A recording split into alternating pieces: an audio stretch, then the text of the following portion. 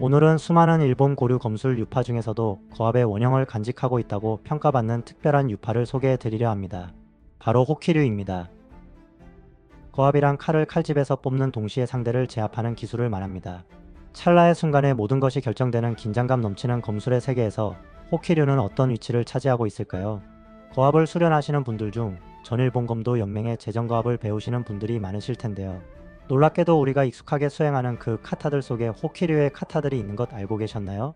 호키류의 역사와 특징, 제정고압 속 호키류에 대해 알아보겠습니다. 히사야수는 고압술의 시조로 추앙받는 하야시자키 진스케 시게노부의 제자였습니다.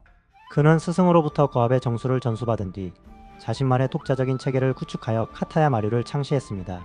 하지만 이후 당시 천황의 친척이었던 카닌노미야 가문을 섬기며 조정의 무술 사범 역할을 하게 되면서 그의 관직명인 호키노카미에서 이름을 따와 오늘날 우리가 아는 호키류라는 이름으로 널리 알려지게 되었습니다. 조정의 무술 사범을 하면서 호키류는 여타 실전 무술들과는 조금 다른 품격 있고 절제된 움직임을 간직하게 되었습니다. 단순히 적을 베는 기술을 넘어 마음을 다스리고 예법을 중시하는 도로서의 면모가 이때부터 강조되었습니다. 호키류의 핵심은 단연고압에 있습니다.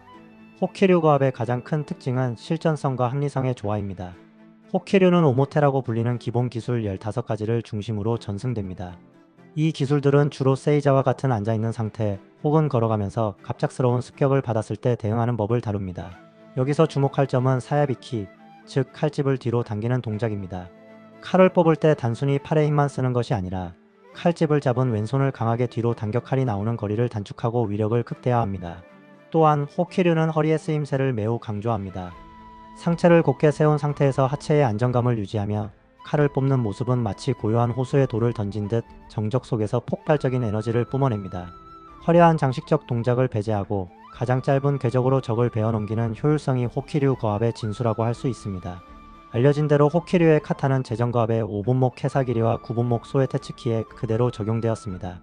5분목 헤사기리는 칼을 뽑으면서 아래에서 위로 비스듬히 베어 올린 뒤 다시 반대 방향으로 베어 내리는 동작입니다.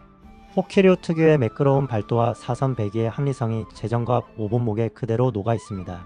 단순히 팔로만 베는 것이 아니라 몸의 회전을 이용해 대각선 궤적을 그리는 이 미학적인 동작은 호키류가 추구하는 합리성을 가장 잘 보여주는 예시입니다.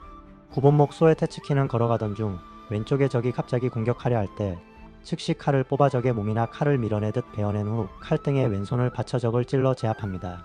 좁은 공간이나 난전 상황에서 칼의 위력을 보강하기 위해 왼손을 보태는 실전적인 움직임 또한 호키류의 특징을 잘 나타냅니다.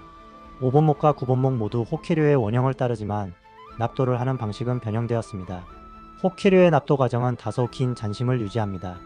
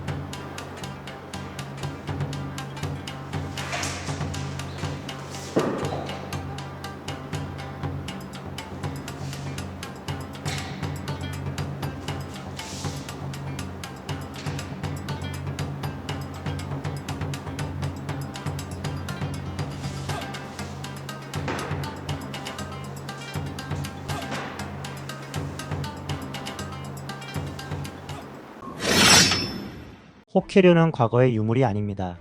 우리가 오늘날 수련하는 제정고압 5분목과 9분목 속에 여전히 살아 숨쉬며 우리의 동작 하나하나에 영향을 미치고 있습니다. 단순히 기술의 순서를 외우는 것을 넘어 그 뿌리가 되는 호키류의 정신과 원리를 이해한다면 여러분의 고압은 한층 더 깊어질 것이라 확신합니다. 정중함 속에 숨겨진 날카로운 일격, 그 매력적인 세계에 여러분도 꼭 한번 관심 가져보시길 바랍니다. 저의 영상이 늘 여러분의 수련에 작은 영감이 되면 좋겠습니다. 감사합니다.